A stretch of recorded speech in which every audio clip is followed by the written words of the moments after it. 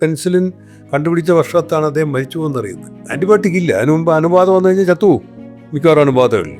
അപ്പോൾ ശുചിത്വം പറയാൻ പറ്റും, പ്രിവെൻഷനെ പറ്റുള്ളൂ. പ്രിവെൻഷനെ പറ്റിയാണ് അദ്ദേഹം പറഞ്ഞിരിക്കുന്നത്. അപ്പോൾ ഗുരുദേവൻ ആരോഗ്യ രംഗത്ത് നൽകിയ സംഭാവന പോലും ഇനിയും പഠിക്കപ്പെടേണ്ടി വരുന്നു, അല്ലെങ്കിൽ ഇനിയും ചർച്ച ചെയ്യപ്പെടേണ്ടി വരുന്നു, അനലൈസ് ചെയ്യപ്പെടേണ്ടി വരുന്ന ഒരു തിരിച്ചറിവുണ്ടായ ഒരു അനുഭവമാണ്.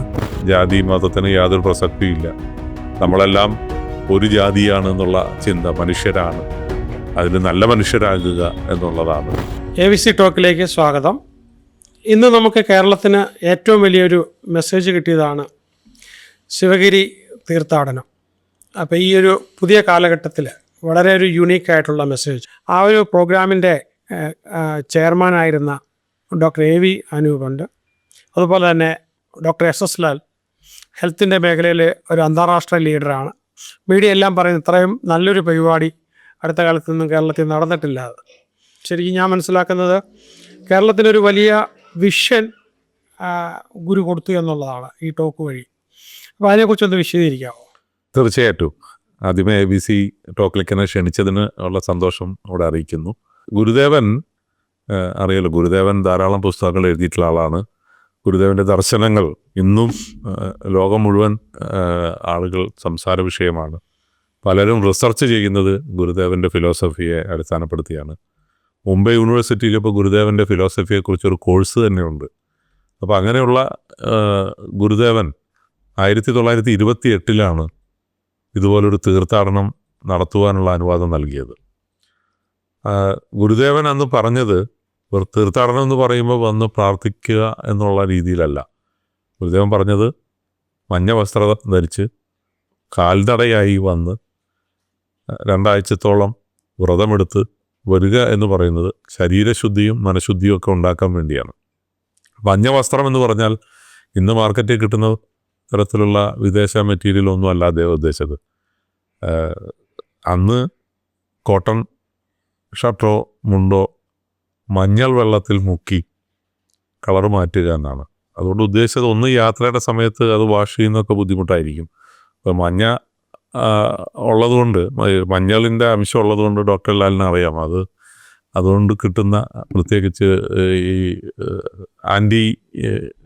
ആൻറ്റിസെപ്റ്റിക് എന്ന് പറയാം അല്ലേ, അതിൻ്റെ ഒരു ഗുണമുണ്ട്. അതുകൊണ്ടാണ് അത് ഉപയോഗിക്കാൻ പറഞ്ഞത്. അത് ഇന്ന് പലരും അതറിഞ്ഞിട്ടല്ല മഞ്ഞ വസ്ത്രധാരികളായിട്ട് അവിടെ വരുന്നത്. 8 ലക്ഷ്യങ്ങളെക്കുറിച്ചാണ് ഗുരുദേവൻ അന്ന് സംസാരിച്ചത്. ഈ 8 ലക്ഷ്യങ്ങളെ, ആ ലക്ഷ്യങ്ങളിൽ അഗ്രഗണ്യരായിട്ടുള്ള പ്രശസ്തരായിട്ടുള്ള അറിവുള്ള ആളുകൾ വന്ന് സംസാരിക്കുക, ഈ തീർത്ഥാടകരെ അത് കേൾക്കുക, ഇതാണ് പ്രധാനമായിട്ട് ഗുരുദേവൻ ഉദ്ദേശിച്ചത്. അതിൻ്റെ അഷ്ടലക്ഷ്യങ്ങളിൽ ഇപ്പോൾ ചുരുക്കത്തിൽ പറയുകയാണെങ്കിൽ വിദ്യാഭ്യാസം, അന്നത്തെ കാലത്ത് വിദ്യാഭ്യാസം വളരെ കുറവായിരുന്ന കാലമാണ്. പ്രാഥമിക വിദ്യാഭ്യാസം പോലും പല കുടുംബങ്ങളിലും ഇല്ലായിരുന്നു. അപ്പോൾ അതുകൊണ്ട് വിദ്യാഭ്യാസത്തിൻ്റെ പ്രാധാന്യം അദ്ദേഹം എടുത്തു പറഞ്ഞിരുന്നു. അതുപോലെ കൃഷി ഒരു പ്രധാന ഘടകമായിരുന്നു. ആരോഗ്യരംഗം, അപ്പോൾ ആരോഗ്യത്തെക്കുറിച്ച് സംസാരിക്കണമെന്ന് പറഞ്ഞു. കച്ചവടം നിർബന്ധമായിട്ടും വേണമെന്ന് പറഞ്ഞു. അപ്പോൾ അന്നത്തെ കാലത്തെ കച്ചവടത്തിൻ്റെ പ്രാധാന്യം ഗുരുദേവൻ തിരിച്ചറിഞ്ഞിരുന്നു. ശാസ്ത്ര സാങ്കേതിക പുരോഗതി, അപ്പോൾ 1928 പറയുന്നത്. അതിന് ശേഷമാണ് നമ്മൾ ഈ കാണുന്ന എല്ലാ ശാസ്ത്ര പുരോഗതിയും ഉണ്ടായിട്ടുള്ളത്. അന്നേ അദ്ദേഹം പറയുകയാണ് അതിനെക്കുറിച്ച് ചർച്ച ചെയ്യണമെന്ന്. കൈത്തൊഴിൽ, ഈശ്വര വിശ്വാസം, ഇങ്ങനെയുള്ള പല കാര്യങ്ങളുമാണ് നമ്മളവിടെ ചർച്ചയ്ക്ക് എടുക്കുന്നത്. അപ്പോൾ അത് മേഖലയിലെ വിദഗ്ധരാണ് അവിടെ വരുന്നത്. ഇപ്പോൾ താങ്കൾ സൂചിപ്പിച്ച ഡോക്ടർ ലാൽ അവിടെ വരാറുണ്ട്. അത് കാരണം ഈ ആരോഗ്യരംഗവുമായി ബന്ധപ്പെട്ട ഒരു വിദഗ്ധൻ എന്ന നിലയിലാണ്. അതുപോലെ എത്രയോ പ്രധാനപ്പെട്ട ആളുകളാണ് അവിടെ വരുന്നത്. ഇപ്പോൾ ഈ വർഷം ജനബാഹുല്യമായിരുന്നു, ഒഴുകുകയായിരുന്നു. ഞാനും ആദ്യമായിട്ടാണ് രാത്രി ദിവസങ്ങളിൽ അവിടെ രാത്രിയിൽ താമസിക്കുന്നത്. 4 ദിവസത്തിലധികം ഞാൻ അടുപ്പിച്ച് താമസിച്ചു. അപ്പോഴാണ് രാത്രി 10 മണിക്കും 11 മണിക്ക് ചെന്നാലും ജനസഹസ്രമാണ്, രാവിലെ 5 മണിക്ക് ചെന്നാലും ജനസഹസ്രമാണ്. അതുപോലെയുള്ള ഒരു മൂവ്മെൻ്റാണ് അവിടെ കണ്ടത്. അപ്പോൾ അതിൻ്റെ ചെയർമാനായി എന്നുള്ളത് എന്നെ സംബന്ധിച്ചുള്ള എൻ്റെ ജീവിതത്തിൽ കിട്ടിയ ഒരു വലിയ അനുഭവമാണ്. ഒരു ഓണർ എന്നുള്ളത് തീർച്ചയായിട്ടും, പക്ഷെ അതിനേക്കാളേറെ ഒരു ലേണിംഗ് പ്രോസസ്സായിരുന്നു. നമ്മൾ ഒരു PhDക്ക് ഒരു തീസിസിന് വേണ്ടി പ്രിപ്പയർ ചെയ്യുന്നതിനേക്കാൾ കൂടുതൽ അനുഭവങ്ങളാണ് എനിക്ക് ഈ കുറച്ച് ദിവസങ്ങളെ കൊണ്ട് ഇങ്ങനൊരു സംഘാടനത്തിലൂടെ ലഭിച്ചത് എന്നുള്ളതാണ്. അതും ശിവഗിരിയോട് ആളുകൾക്കുള്ള താല്പര്യവും, അത് രാഷ്ട്രീയ ഭേദമന്യേ, ജാതി ഭേദമന്യേ, ഭാഷാഭേദമന്യേ പല രാജ്യങ്ങളിൽ നിന്ന് ആളുകൾ വരികയാണ്. അതൊരു കാഴ്ച തന്നെയായിരുന്നു. അപ്പോൾ എനിക്കത് എൻ്റെ ജീവിതത്തിൽ ഗുരു തന്നെ കനിഞ്ഞു നൽകിയ ഒരു ഭാഗ്യമായി, അനുഗ്രഹമായി ഞാൻ അതിനെ കാണുകയാണ്. ഇപ്പോൾ ഹെൽത്തിൻ്റെ മേഖലയിൽ ഇതിനെക്കുറിച്ച് ഒരുപാട് കാര്യങ്ങൾ കൊടുത്തിട്ടുള്ള ഡോക്ടർ SS ലാൽ ഒരു കുറച്ച് വർഷങ്ങൾക്ക് മുമ്പാണ് എന്നെ ആദ്യമായിട്ട് ഇതിന് ഒരു ആരോഗ്യ വിദഗ്ധതയിലേക്ക് എന്നെ ക്ഷണിക്കുന്നത് സംസാരിക്കാനായിട്ട്. അപ്പോൾ ഞാൻ അതിനുവേണ്ടി, അന്ന് അമേരിക്കയിലാണ്, അതിനുവേണ്ടി തയ്യാറെടുക്കുമ്പോഴാണ് ഞാൻ ഈ ആരോഗ്യരംഗത്ത് ഗുരുവിന് നൽകിയ സംഭാവനകൾ ഒരുപക്ഷെ ഞാനുൾപ്പെടെയുള്ള ഡോക്ടർ സമൂഹം പോലും തിരിച്ചറിഞ്ഞിട്ടില്ലല്ലോ എന്ന് ആലോചിച്ചു പോയത്. അത് എളുപ്പമല്ല അത് പറയാൻ. ചുരുക്കത്തിൽ പറയുകയാണെങ്കിൽ ഇപ്പോൾ അനൂപ് പറഞ്ഞതുപോലെ പ്രധാന വിഷയങ്ങളൊന്ന് ആരോഗ്യമാണ്. ആരോഗ്യം എന്ന് പറയുന്നത് അന്ന് പ്രത്യേകിച്ച് അധസ്ഥിതർക്ക് ജീവിത സൗകര്യങ്ങൾ കുറവായിരുന്നതുകൊണ്ട്, വിദ്യാഭ്യാസം കുറവായിരുന്നതുകൊണ്ട് ആരോഗ്യവും കുറവാണ്. ഇപ്പോൾ ഏത് സമൂഹവും എവിടെ ആരോഗ്യം മെച്ചപ്പെടുന്നത് ജനങ്ങൾക്ക് വിദ്യാഭ്യാസം ഉണ്ടാകും. അപ്പോൾ വിദ്യാഭ്യാസം ആരോഗ്യം തീർത്ഥാടന ലക്ഷ്യത്തിൽ വന്നു. അപ്പോൾ ഇത് പരസ്പരം കണക്റ്റഡാണ്. വിദ്യാഭ്യാസം ഉണ്ടാകുമ്പോൾ ആരോഗ്യം മെച്ചപ്പെടും. അത് മാത്രമല്ല ശുചിത്വത്തെപ്പറ്റി പറഞ്ഞു. ഈ രോഗാണുക്കളെ പറ്റിയോ അല്ലെങ്കിൽ ഇതൊന്നും വലിയ അറിവില്ലാത്തൊരു കാലത്ത് ആലോചിച്ച് നോക്കണം. ഗുരുദേവൻ മരിക്കുന്നത് 1928 ആ വർഷമാണ് പെൻസിൽ കണ്ടുപിടിക്കുന്നത്. അപ്പോൾ പെൻസിലിൻ്റെ ഉപയോഗം പോലും അറിയാത്തൊരു സമയത്ത് അത് ജീവിച്ച മനുഷ്യൻ. അപ്പോൾ അന്ന് ആൻറ്റിബയോട്ടിക്കുകളൊന്നുമില്ല. അണുബാധവരായിരിക്കണമെങ്കിൽ അണുബാധം ഇല്ലാത്ത ശുചിത്വം വേണം. എത്ര ആലോചിച്ചിട്ടാണ് ചേരിക്കുന്നത്. ശുചിത്വത്തെപ്പറ്റി പറഞ്ഞു. 1913 ബ്രിട്ടീഷ് സർക്കാരിൻ്റെ ഒരു രേഖ പറയുന്നുണ്ട്, ഇന്ത്യയിൽ ഏറ്റവും കൂടുതൽ ആയുർദൈർഘ്യം തിരുവിതാംകൂർ പ്രദേശത്തുകാർക്കാണ്. ഇതുമായിട്ട് ബന്ധപ്പെടുത്തി നോക്കാൻ പറ്റും എന്ന് പറഞ്ഞാൽ, അപ്പോൾ അന്ന് ആരോഗ്യം മെച്ചപ്പെടണമെങ്കിൽ ശുചിത്വം വേണം. ഭക്ഷണവും വെള്ളവും, കുടിക്കുന്ന വെള്ളമൊക്കെ ശുചിയായിരിക്കണം, കുളിക്കണം. ഇതൊക്കെ ഗുരുദേവൻ പ്രൊമോട്ട് ചെയ്തിരുന്നു. അപ്പോൾ ഇത് ഒരു ജനവിഭാഗത്തല്ല, ഒരുപാട് സ്വാധീനം ഈ അധസ്ഥിത വിഭാഗങ്ങൾ ഉണ്ടാക്കിയെങ്കിലും ശിവഗിരി തുടങ്ങുന്നതിന് ഒരു സെക്കുലർ പ്രസ്ഥാനമായിട്ടാണ്. ഇപ്പോഴും അങ്ങനെയാണ്. ഒരു സെക്കുലർ, അതുകൊണ്ടാണ് നമ്മളെയൊക്കെ ആകർഷിക്കുന്നത്. ഒരു സെക്കുലർ പ്രസ്ഥാനമായിട്ട് ഇത്രയും വർഷം നിൽക്കുകയും 93-ാം വർഷവും തീർത്ഥാടനം നടക്കുകയും പഴയതിൽ നിന്നൊക്കെ പുതിയ വിഷയങ്ങളിലേക്ക് എത്തിച്ചേരുകയും, ഞാനൊക്കെ ഏറ്റവും പുതിയ ആരോഗ്യരംഗത്തെ പുതിയ വെല്ലുവിളികളെ പറ്റിയാണ് നമ്മൾ സംസാരിച്ചത്. അപ്പോൾ ഒരു കാലത്ത് വിദ്യാഭ്യാസ സൗകര്യങ്ങളില്ല, അത് കാരണം കൂടി ആരോഗ്യമില്ല, ഭക്ഷണം നേരെയില്ല, സമ്പത്തില്ല. ഇങ്ങനെ മൊത്തത്തിലുള്ളൊരു പിന്നോക്കാവസ്ഥയിൽ നിന്ന് മനുഷ്യരെ മുന്നിലേക്ക് കൊണ്ടുവരുന്നു. അത് ജാതിമത വ്യത്യാസമില്ലാതെ. നാരായണ ഗുരുദേവൻ്റെ അദ്ദേഹം പറഞ്ഞ കാര്യങ്ങൾ അത് എല്ലാ മതസ്ഥർക്കും എല്ലാ മനുഷ്യർക്കും ബാധകമായ കാര്യങ്ങളാണ്. കേരളത്തെ നവീകരിക്കുന്നതിൽ ഒരുപാട് പിന്തുണ കൊടുത്ത പ്രസ്ഥാനമാണ്, അല്ലെങ്കിൽ വ്യക്തിയാണ്. പക്ഷെ അദ്ദേഹം ആരോഗ്യത്തിൽ ഇത്രയും കോൺട്രിബ്യൂട്ട് ചെയ്തിരുന്നു എന്നുള്ളത് അദ്ദേഹം മാത്രമല്ല, സമാനകാലത്ത് ജീവിച്ചിരുന്ന സാമൂഹ്യ പരിഷ്കർത്താക്കളെല്ലാം സമാന ചിന്താഗതിക്കാരായിരുന്നു. അപ്പോൾ മനുഷ്യരെ ഉന്നമനത്തിനായിട്ട് വൃത്തിയും വിദ്യാഭ്യാസവും ശുചിത്വമൊക്കെ പറഞ്ഞു.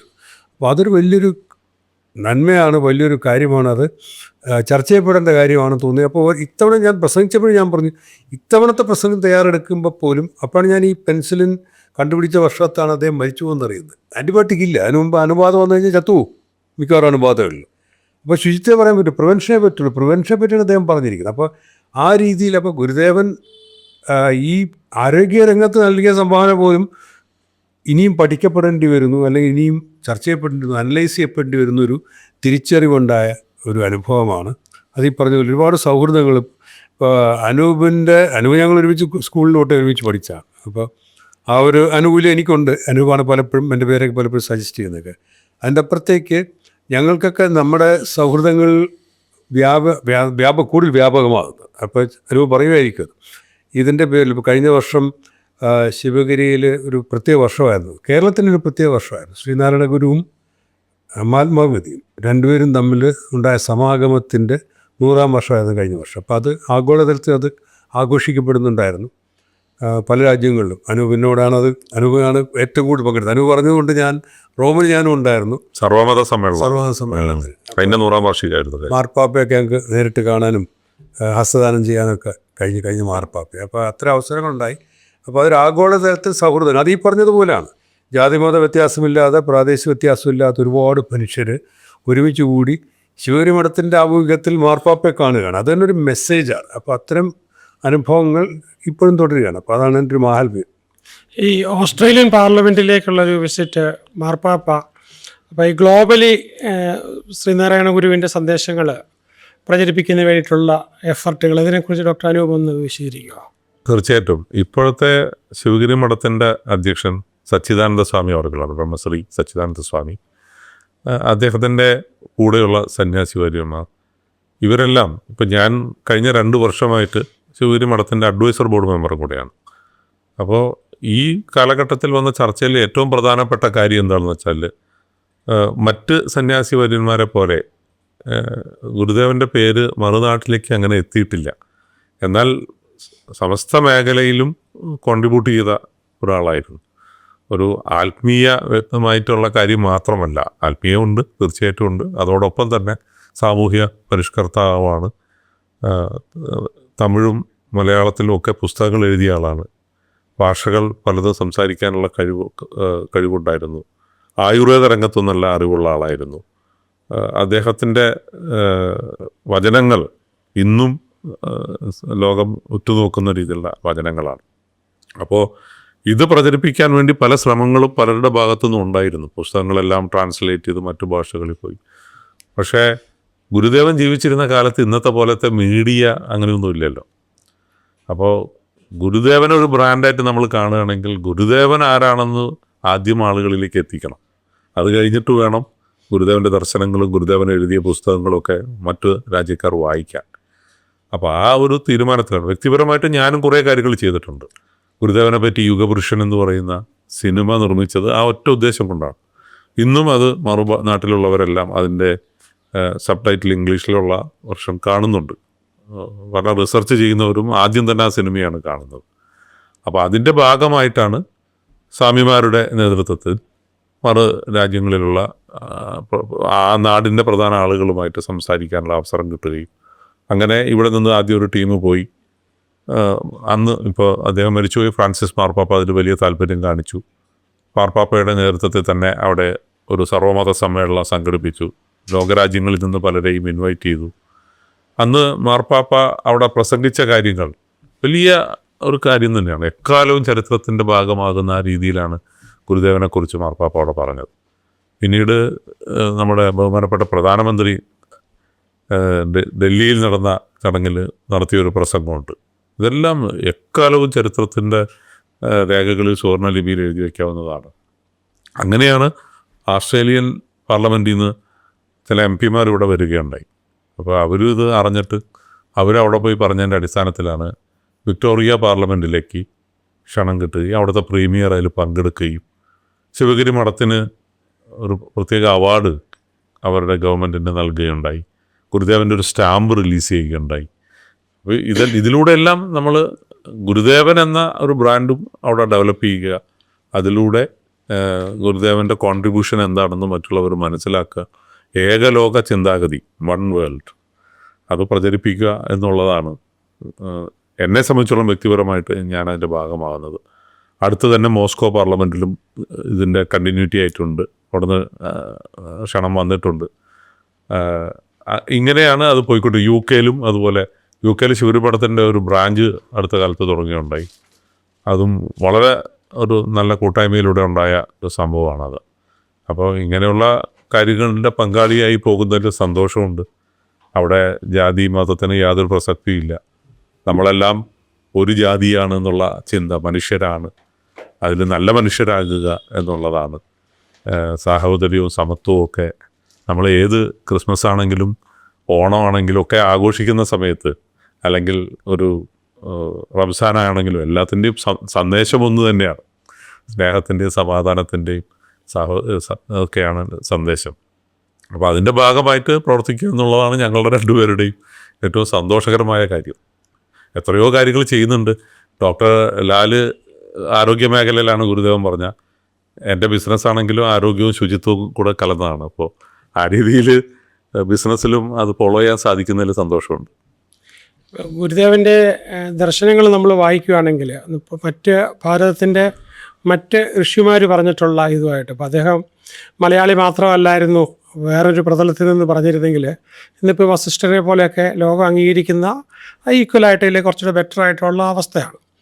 നമ്മളിപ്പോൾ ഇന്ന് നേരിടുന്ന ഹിന്ദു കമ്മ്യൂണിറ്റിയുടെ ഇടയ്ക്കുള്ളൊരു പ്രശ്നം, ഇപ്പോൾ ഒരു +2 കഴിഞ്ഞ് വരുന്നതിൽ ഒരു ഗ്രാജുവേറ്റായി വരുന്ന കുട്ടി, നിനക്ക് ഹിന്ദു വിശ്വാസത്തെക്കുറിച്ച് എന്തറിയാം എന്ന് ചോദിച്ചാൽ, അമ്പലത്തിൽ കൊണ്ടുവന്ന് നേർച്ച കൊടുക്കുന്നതും പൈസ ഇടുന്നതും അതിൻ്റെ അപ്പുറത്തേക്ക് ഒന്നും പറയില്ല. ഇപ്പം വേദങ്ങളുടെ നമ്മളൊരു ബേസിക് ആയിട്ട് എടുക്കുക, ഹിന്ദു വാല്യൂസിൽ ഏറ്റവും വലുത് നമ്പർ 1 എന്ന് പറയുന്നത് ധർമ്മയാണ്.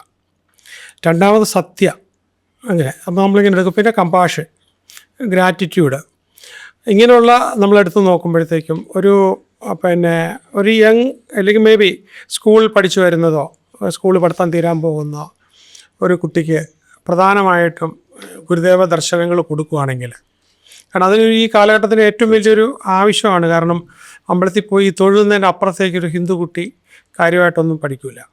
ഇപ്പം ഞാൻ എൻ്റെ മുന്നിൽ ഏതൊരു ക്രിസ്ത്യൻ കുട്ടിയെ ഇരുത്തിയാലും ഞാൻ ചോദിച്ചാൽ 10 പോയിൻറ്റ്സ് എങ്കിലും തീർച്ചയായിട്ടും ബൈബിളിൽ നിന്ന് പറയും. ഒരു പക്ഷേ ഇസ്ലാമിലൊരു കുട്ടിയാണെങ്കിൽ 10 അല്ല 20 പോയിൻ്റെങ്കിലും ആ കുട്ടിയുടെ എലക്കൻസ് അനുസരിച്ച് വേറെ ഒന്നും റെഫറൻസ് ഇല്ലാതെ തന്നെ പറയാനായിട്ട് പറ്റും. പക്ഷെ ഒരു ഹിന്ദു കുട്ടിയെ സംബന്ധിച്ചിടത്തോളം ഹിന്ദുവിലെ ഏറ്റവും വലിയ വാല്യൂ ധർമ്മയാണ്. എല്ലാത്തിനും ധർമ്മത്തെ അധിഷ്ഠിതമായിട്ടാണ് ഈ ലോകം ചലിച്ചുകൊണ്ടിരിക്കുന്നത് എന്ന് പറയാനായിട്ടുള്ള ഒരു സംഭവം ഈ കുട്ടിക്ക് അങ്ങനെ ഒരു ഫീഡ്ബാക്ക് കിട്ടിയിട്ടില്ല. പിന്നെ അത് നോക്കുമ്പോൾ പിന്നെ നമുക്ക് ഡിറ്റാച്ച്മെൻറ്റും, respect for the nature, oneness, ഇങ്ങനെയുള്ള ഒരുപാട് കാര്യങ്ങൾ നമുക്ക് പെട്ടെന്നെടുത്ത് പറയാവുന്നതുണ്ട്. അപ്പോൾ ഗുരുദേവ ദർശനങ്ങളെ കുറിച്ച് നമ്മുടെ ജനറേഷൻ പഠിക്കേണ്ട ഏറ്റവും അത്യാവശ്യമായിട്ടുള്ള കാര്യങ്ങൾ എന്തൊക്കെയാണ്? അല്ല, അതുകൊണ്ടാണ് ദൈവദശകം പോലെയുള്ള ഗുരുദേവൻ എഴുതിയത്. ഇന്ത്യയുടെ ഒരു നാഷണൽ ആന്തം വരെ ആക്കണം എന്നുള്ള മൂവൊക്കെ ഉണ്ടായിരുന്നു. എങ്കിൽ തന്നെ ഇത്തരം, കാരണം അതിനകത്ത് ഒരു പർട്ടിക്കുലർ ജാതിയെക്കുറിച്ചൊന്നും എവിടെയും പറയുന്നില്ല. ദൈവമേ എന്ന് പറഞ്ഞാണ് തുടങ്ങുന്നത് തന്നെ. ദൈവദശകം ഇപ്പോൾ 101 ലാംഗ്വേജിൽ അത് വിവർത്തനം ചെയ്തിട്ടുണ്ട്. അതുപോലെ തന്നെ ഗുരുദേവൻ എഴുതിയിട്ടുള്ള ഓരോ കാര്യങ്ങളും കുട്ടികളുടെ ശ്രീനാരായണ ഗുരു എന്നൊക്കെ രീതിയിലുള്ള പുസ്തകങ്ങൾ അവൈലബിളാണ്. ഇവിടെ എൻ്റെ ഗ്രാൻഡ് ഫാദർ തന്നെ AC ഗോവിന്ദൻ എന്ന അദ്ദേഹം ഒരു എഴുത്തുകാരനായിരുന്നു. അദ്ദേഹം തന്നെ എഴുതിയൊരു പുസ്തകം ഞാൻ ഈ അടുത്ത കാലത്ത് പുനഃപ്രസിദ്ധീകരിച്ചിട്ടുണ്ട്. അത് 10ഓളം പുസ്തകങ്ങൾ പ്രസിദ്ധീകരിച്ച കൂട്ടത്തിൽ ഇതൊരു കയ്യെഴുത്ത് പ്രതിയായിട്ട് എനിക്ക് കിട്ടിയതാണ്.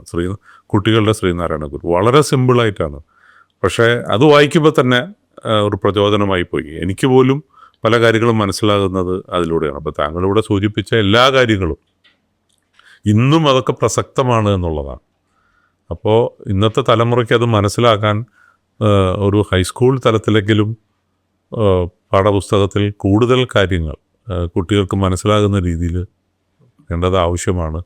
അതുപോലെ തന്നെ ഗുരുദേവ മന്ദിരങ്ങളൊക്കെ ധാരാളം ഞാൻ കാണുന്നുണ്ട്. പക്ഷേ ഈ മന്ദിരങ്ങളിലൊക്കെ താങ്കൾ സൂചിപ്പിച്ച പോലെ ഇങ്ങനെയുള്ളൊരു ബേസിക് എഡ്യൂക്കേഷൻ നടക്കുന്ന കുട്ടികൾ അവിടെ വരാം. അവിടെ ഹിന്ദു കുട്ടികൾ എന്ന് പറഞ്ഞാൽ റെസ്ട്രിക്റ്റ് ചെയ്യേണ്ട ആവശ്യമില്ല. ഏത് കുട്ടികൾക്ക് വേണമെങ്കിലും അവിടെ വരാവുന്നതാണ്.